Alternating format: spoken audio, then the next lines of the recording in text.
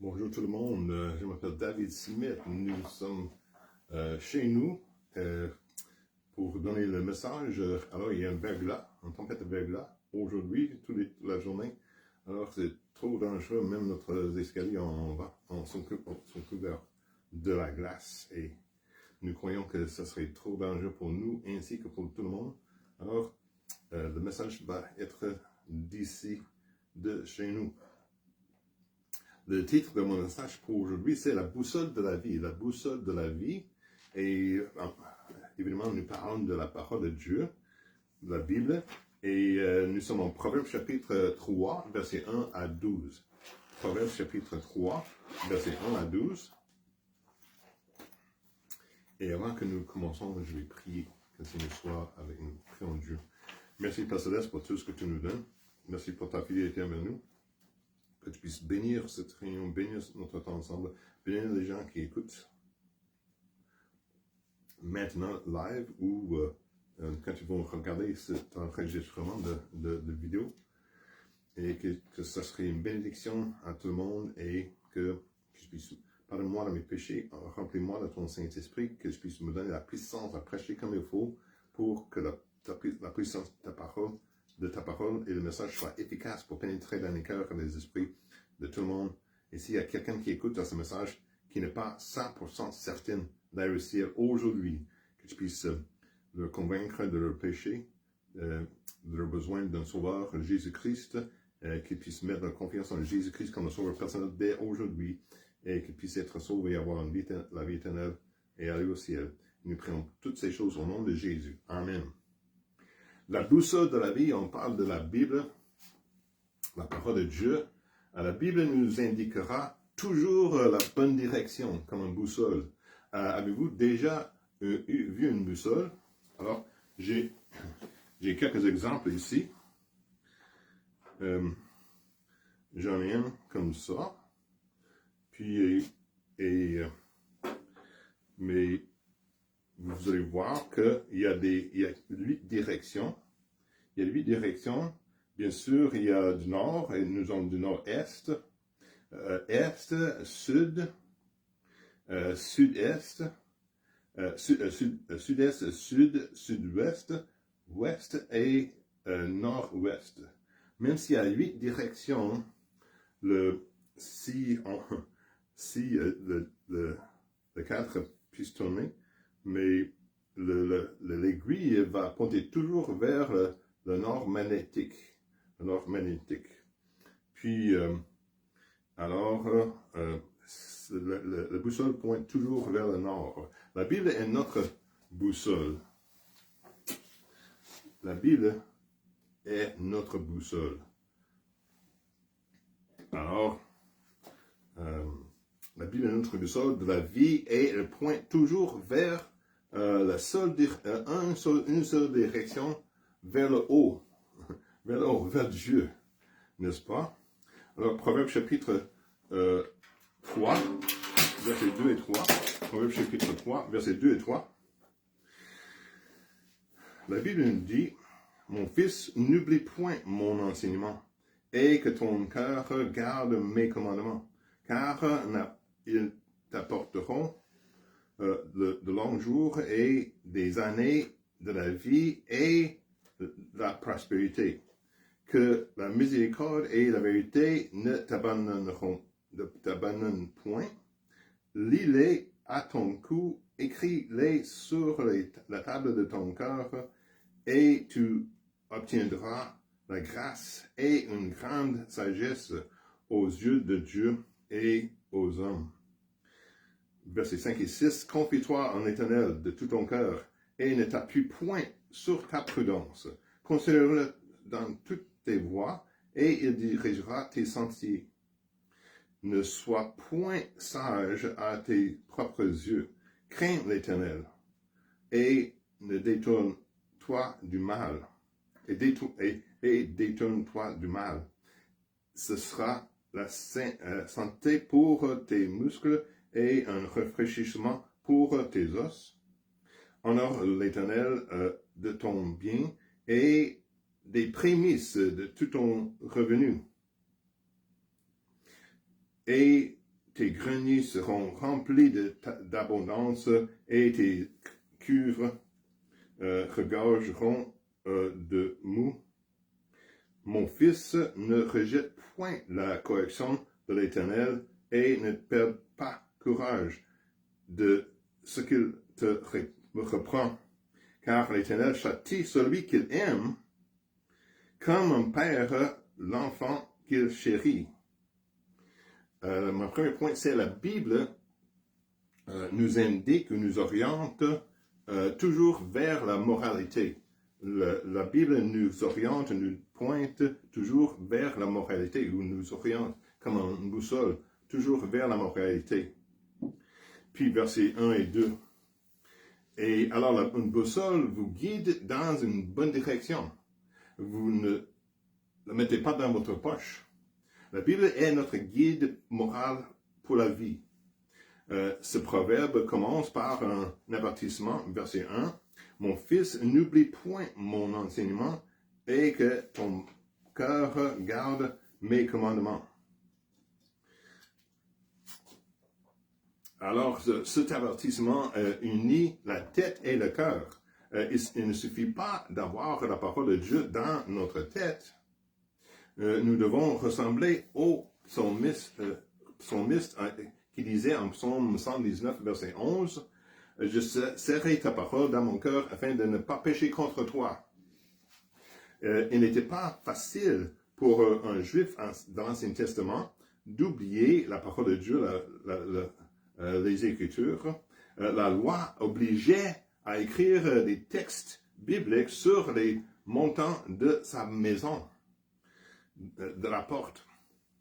Lorsqu'il sortait, les textes sur les montants de sa porte interpellaient « Où vas-tu? Avec qui seras-tu? Quelle affaire traites-tu? Sois attentif à ta conduite, surveille tes conversations, sois vigilant, écoute ta conscience. Dieu ne dort jamais. » De retour de chez lui, les textes sur les montants de sa porte interrogeaient. Où étais-tu? Qu'as-tu fait? Examine-toi. Tu ne peux pas t'éloigner de Dieu. Nous pouvons nous rappeler des versets bibliques que nous avons mémorisés, mais malgré cela, la parole de Dieu peut nous échapper dans le tourbillon de la vie. La pression sociale, l'exigence de travail et d'autres distractions peuvent s'unir pour chasser la parole de notre esprit. Mais lorsque la parole de Dieu est dans notre cœur, elle occupe toujours le devant de la scène.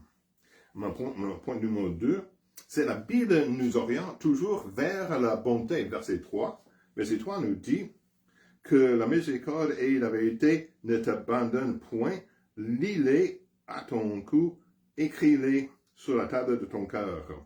Acquérir la parole de Dieu dans notre esprit implique seulement un processus d'apprentissage, mais s'introduire dans notre cœur implique un processus d'amour. Lorsque notre esprit est préoccupé d'une question, par une question, la motivation est « je dois le faire ». Lorsque notre volonté est préoccupée par une question, la motivation est « je le dois ». Mais lorsque le cœur est préoccupé par une question, la motivation est « je le veux ». En Éphésiens chapitre 4, verset 32, la Bible nous dit « Mais soyez les uns envers les autres, bons, miséricordieux, vous pardonnant les uns les autres, comme Dieu vous a aussi pardonné. » Ici, l'apôtre Paul nous dit que nous devons manifester des grâces spirituelles plutôt que des racunes qui détruisent l'âme. Nous devons pardonner aux autres. Par amour pour le Seigneur Jésus-Christ, tout comme Dieu nous a pardonné pour ce que nous lui avons fait par amour pour le Seigneur Jésus-Christ. L'amertume et la colère ravagent les foyers, les églises et les amitiés. Dieu nous a pardonné lorsque nous avons mis notre confiance en Jésus-Christ en tant que notre sauveur personnel. Et pourtant, nous avons tant de mal à pardonner aux autres. Si quelqu'un nous a blessés volontairement ou non, et que nous lui pardonnons pas, nous commençons à développer de l'amertume intérieure, ce qui endurcit notre cœur. Nous devons être tendres et bienveillants, mais au contraire, nous sommes durs et amers. Nous ne blessons pas la personne qui nous a blessés, nous nous blessons seulement nous-mêmes par l'amertume. L'amertume du cœur nous pousse à traiter les autres comme Satan les traite. Nous devons traiter les autres comme Dieu nous a traités. Dans sa sagesse, dans sa gracieuse bonté, Dieu nous a pardonnés et nous devons pardonner aux autres. Nous ne pardonnons pas pour nous-mêmes ni pour eux, mais pour Jésus. Apprendre à pardonner et à oublier les uns des autres, oublier les uns des secrets, laisse-moi commencer, apprendre à pardonner et à oublier est l'un des secrets d'une vie chrétienne heureuse. Ma troisième point, la Bible nous guide toujours vers la vérité.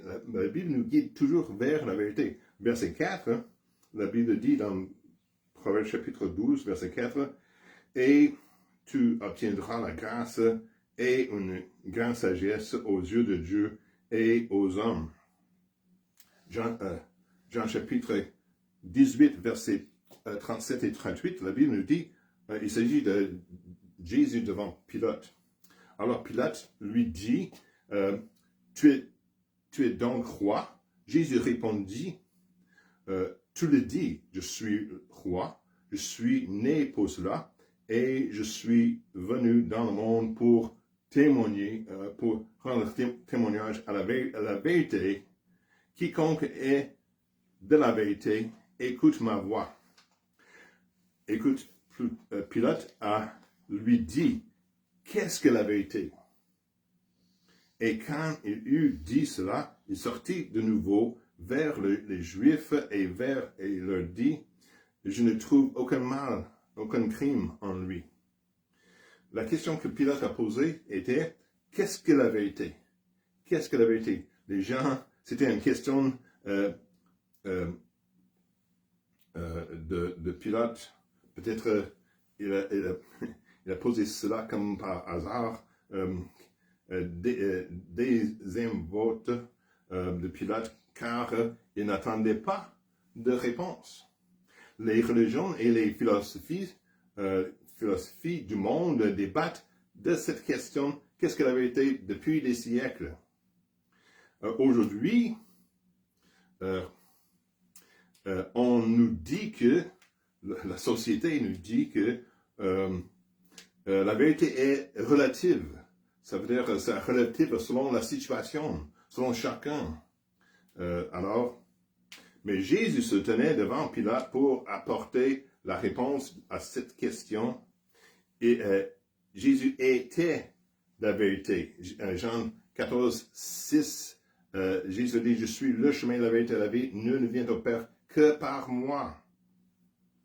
Absolu, Jésus est absolu, parfait, revêtu de chair et de sang à la vue de tous et de Dieu le Fils dans la chair. À ce moment précis, Pilate aurait pu dissiper tous ses doutes, apaiser ses craintes, embrasser le Christ et entrer dans la vérité.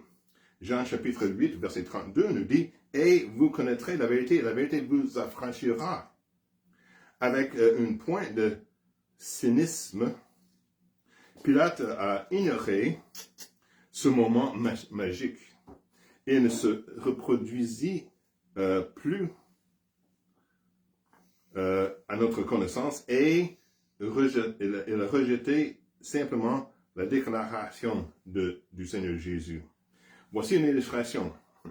Un petit garçon était à la barre des témoins dans un procès important. L'avocat général contre-interrogea, puis porta, pensa-t-il, un coup fatal à son témoignage. Votre père t'a toujours dit comment témoigner, n'est-ce pas? Oui, répondit le jeune homme sans hésiter. Maintenant, dit l'avocat triomphalement, raconte-nous simplement comment ton père t'a dit de témoigner. Le garçon a dit, eh bien, dit le jeune homme, modestement, mon père m'a dit que les avocats essaieraient de me piéger dans mon témoignage. Mais si je faisais attention à dire la vérité, je pourrais répéter la même chose à chaque fois. C'est un bon avis. Simplement dire la vérité et tu peux répéter la vérité, la même chose à chaque fois. La Bible nous invite toujours à faire confiance en Dieu. Verset 5. Verset 5, la Bible dit, confie-toi en l'Éternel de tout ton cœur et ne t'appuie point sur ta prudence. Le verbe confier, ou quand tu dis confie-toi, le verbe confier est le mot-clé de ce verset.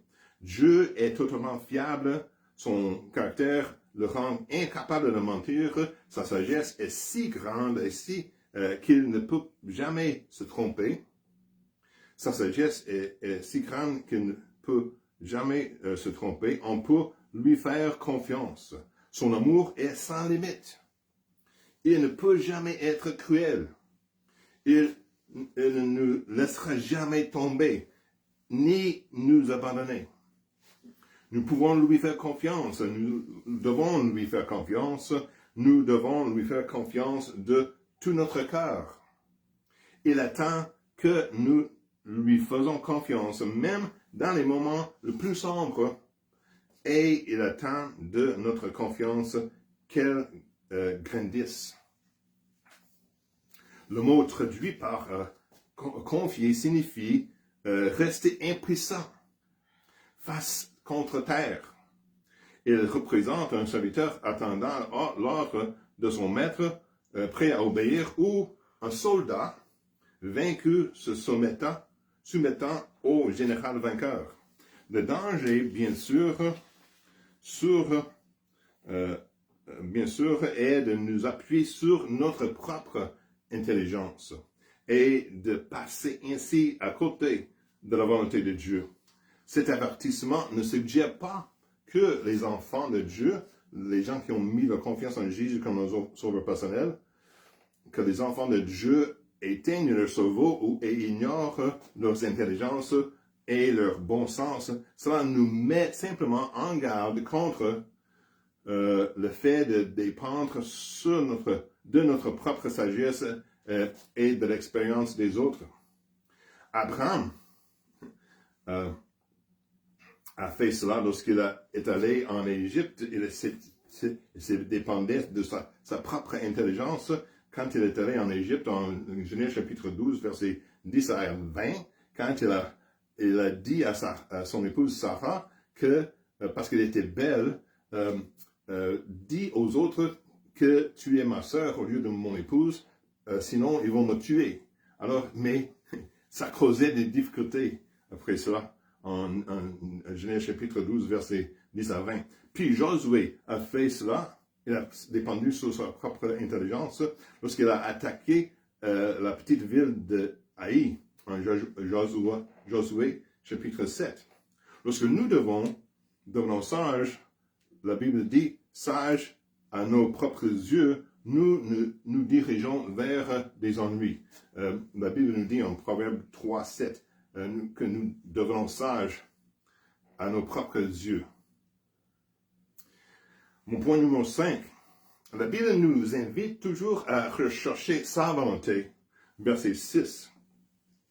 Verset 6 dit, considère-le dans toutes tes voies et il dirigera tes sentiers. Reconnaissez-le comme Seigneur. Reconnaissez-le comme Seigneur. Dans toutes tes décisions, recherchez-le. La volonté de Dieu est révélée dans sa parole. Colossiens chapitre 1, versets 9 et 10 dit, c'est pourquoi, depuis le jour où nous l'avons appris, nous n'avons cessé de prier pour vous et de demander que vous soyez remplis de la connaissance de sa volonté, en toute sagesse et intelligence spirituelle, verset 10, de telle sorte que vous conduisiez d'une manière digne du Seigneur pour lui plaire en toutes choses, portant des fruits en toutes sortes de bonnes œuvres et croissant dans la connaissance de Dieu. Colossiens chapitre 1, 9 et 10. La seule façon de connaître sa volonté est d'étudier la Bible, sa parole, et de lui obéir. La volonté de Dieu est un élément important d'une vie chrétienne réussie. Dieu veut que nous connaissions sa volonté. Actes chapitre 22. Tournez dans vos Bibles en Actes chapitre 22. Et verset 14, c'est à la page 201. Actes chapitre 22, verset 14. La Bible nous dit, « Il me dit, Dieu, le Dieu de nos pères, t'a destiné à connaître sa volonté, à voir le juste et entendre les paroles de sa bouche. »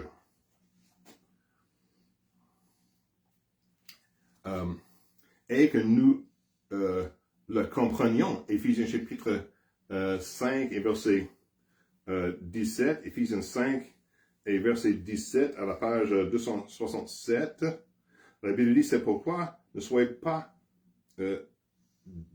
sans prudence, mais comprenez quelle est la volonté du Seigneur. C'était verset 17. Verset 18 nous dit, ne vous enivrez point de vin, mais qui mène au dérèglement, mais soyez remplis de l'esprit. Soyez remplis de l'esprit. Lorsque nous sommes remplis de colère, nous sommes contrôlés par la colère. Lorsque nous sommes remplis de l'esprit, nous sommes contrôlés par l'esprit de Dieu.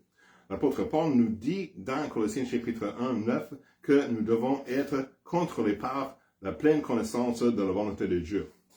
Nous comprenons la volonté de Dieu par la parole, la Bible. L'apôtre Paul n'a pas encouragé les Colossiens à rechercher des visions ou attendre les voies. Il a prié pour qu'ils approfondissent la connaissance de la parole de Dieu, la Bible, les Écritures de Dieu, et d'acquérir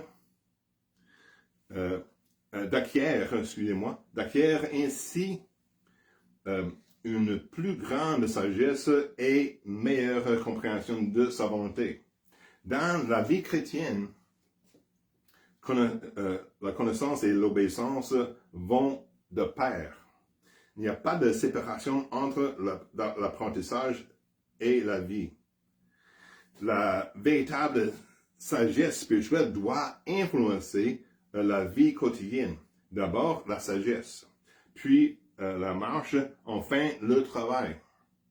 Je ne peux travailler pour Dieu si je ne marche pas avec lui. Je ne peux pas non plus marcher avec lui si j'ignore sa volonté. Le croyant qui consacre chaque jour du temps à la lecture de la parole de Dieu et à la prière connaîtra la volonté de Dieu et sera capable de marcher avec lui et de travailler pour lui. Mon sixième point, La Bible nous oriente toujours vers l'obéissance. La Bible nous oriente toujours vers l'obéissance. Verset 7 de notre passage clé, Proverbe chapitre 3 et verset 7, la Bible nous dit, ne sois point sage à tes propres yeux, crains l'Éternel et détourne-toi du mal. Une boussole pointe vers le nord et ne bouge jamais. L'aiguille bouge. Quand tu tournes, mais l'aiguille va pointer toujours vers le nord. Il y a des choses dans la vie qui mènent les gens dans les directions différentes. La crainte, la Bible parle de la crainte du Seigneur, ça veut dire l'honorer, le reconnaître, le révérer pour qui il est, comme il dit en Proverbe chapitre 9 et verset 10. On peut regarder tout de suite, on n'est pas loin, Proverbe chapitre 9 et verset 10, la Bible nous dit, le commencement de la sagesse est la crainte de l'Éternel et la science des saints est la prudence. La dîme est exigée par Dieu. Laisse-moi reculer un instant. Lorsque nous lui faisons confiance, le Seigneur prend soin de tous les aspects de notre vie.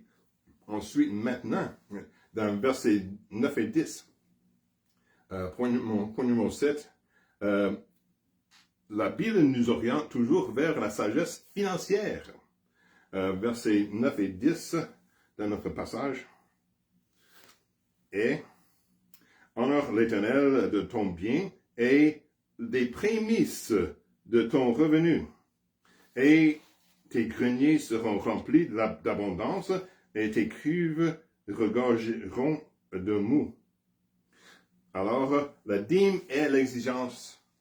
La dîme est exigée par Dieu. Les richesses, ça veut dire l'argent, notre temps et nos talents.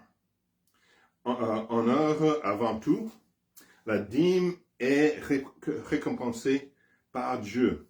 Et Dieu bénira ceux qui l'honorent. Alors, regarde Luc, chapitre 6, verset 38. Luc 6, 38.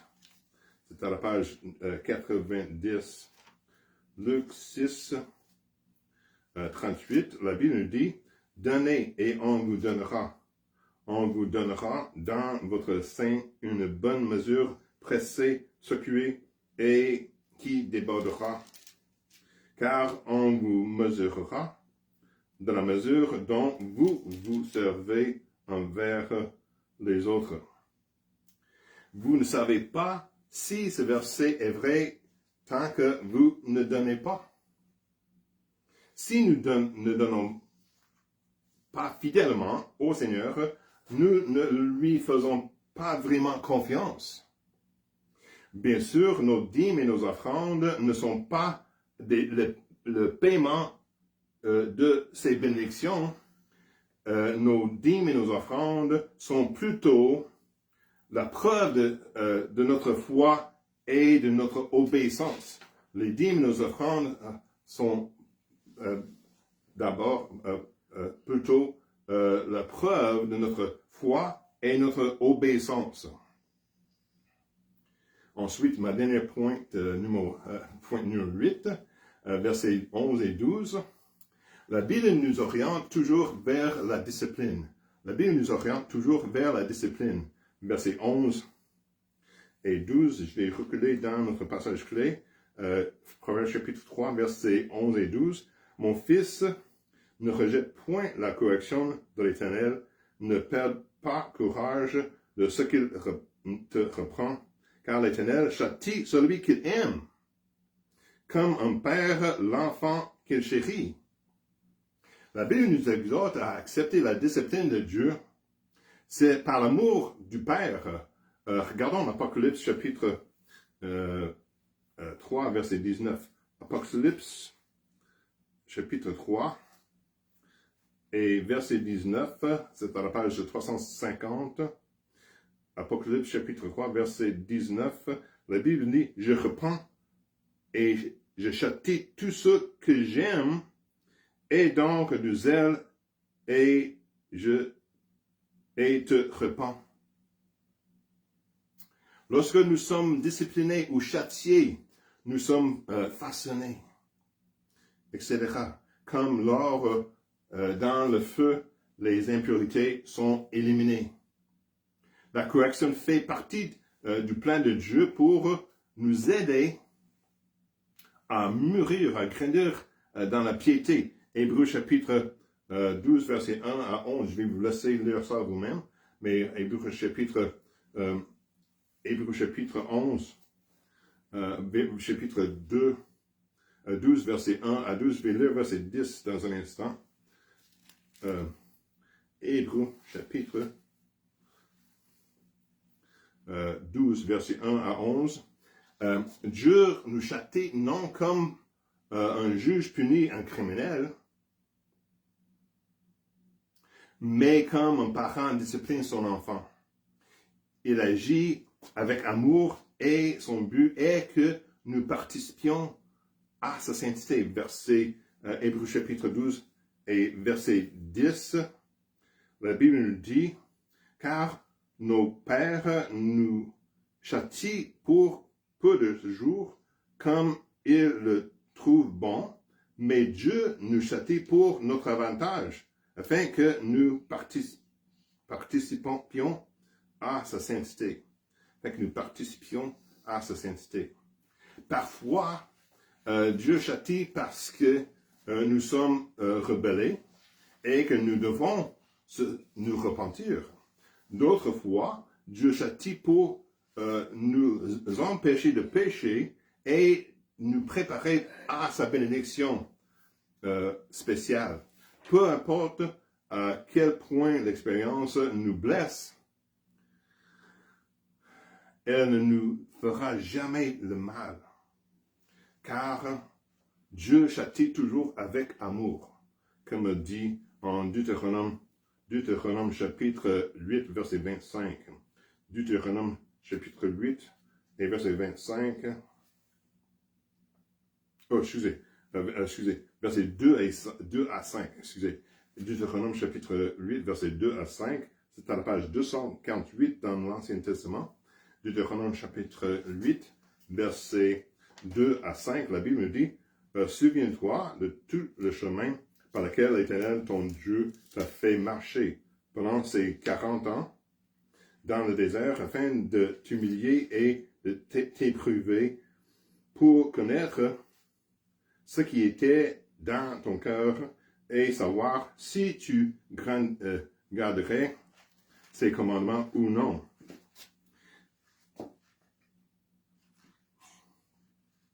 Alors, c'était verset 2. Alors, verset 3.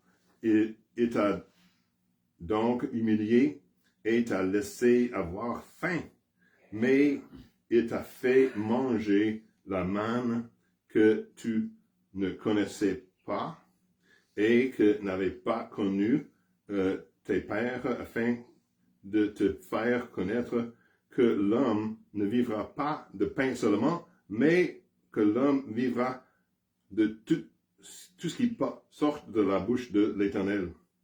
Verset 4, ton vêtement ne s'est point usé sur toi, et ton pied ne s'est point enflé pendant ces 40 années. Verset 5, reconnais donc en ton cœur que l'Éternel, ton Dieu, te châtie comme un homme châtie son enfant.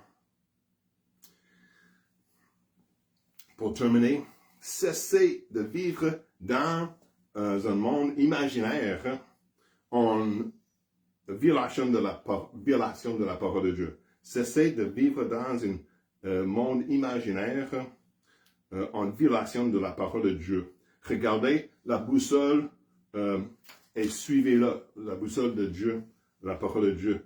Regardez la boussole et suivez-la. Suivez-la. L'importance à suivre la boussole de Dieu, ça veut dire la parole de Dieu. Dans notre passage clé encore, Proverbe chapitre 12, dans verset 2, des jours plus productifs et la paix vous est donnée. Verset 4, trouvez grâce aux yeux de Dieu et des hommes. Versets 5 et 6, il dirigera votre chemin. Il ne pouvez pas choisir un meilleur chemin. Vous ne pouvez pas choisir un meilleur chemin. Versets 7 et 8, la guérison de votre corps, de la peur, de la culpabilité, de dette, de l'alcool et de la drogue. La Bible a des réponses. Verset 8, Dieu vous donnera de l'énergie. Et versets 9 et 8, l'abondance du Père, il y en a toujours assez. Et versets 11 et 12, la correction aimante du Père. Et que si le Seigneur a parlé à votre cœur au sujet de ce message, je prie que ce serait une bénédiction pour vous et que vous pouvez mettre ces choses en pratique et que le Seigneur puisse venir par ce message. Prions Dieu. Merci Père Céleste pour tout ce que tu nous donnes. Merci pour ta fidélité envers nous. Que nous puissions connaître ces choses et reconnaître ces choses, que ta parole est comme un boussole pour guider notre vie et que ça va pointer toujours envers toi, Seigneur, et que envers la vérité, et que nous puissions, si nous regardons et connaissons la vérité, que nous puissions régler et se diriger dans ce monde qui est rempli de mensonges, d'idéologies imaginaires qui sont au contraire de ta parole et qui sont de la société de ce monde, et que nous voulons te plaire et faire ta volonté et chercher la vérité selon ta parole, le norme, le standard de la vérité, et qui à vrai dire, est Jésus-Christ, notre Seigneur. S'il y a quelqu'un qui écoute à ce message qui n'a pas encore mis la confiance en Jésus-Christ comme le sauveur personnel, qu'il puisse mettre la confiance en Jésus-Christ comme le sauveur personnel dès aujourd'hui et croire qu'il puisse pardonner tout le péché et qu'il est mort sur la croix pour le péché, qu'il est ressuscité pour prouver qu'il est le Fils de Dieu, Dieu le Fils, et qu'il est la vérité, la vie, la vérité, la vie, et que si nous mettons notre confiance en lui, nous puissions avoir la vie éternelle. Nous remettons toutes ces choses entre tes mains, au nom de Jésus. Amen. Que le Seigneur bénisse. À la prochaine. Et dimanche prochain, Dieu voulant, nous serons au bâtiment, s'il n'y a pas de verglas. Que le Seigneur bénisse. Soyez prudents. À la prochaine.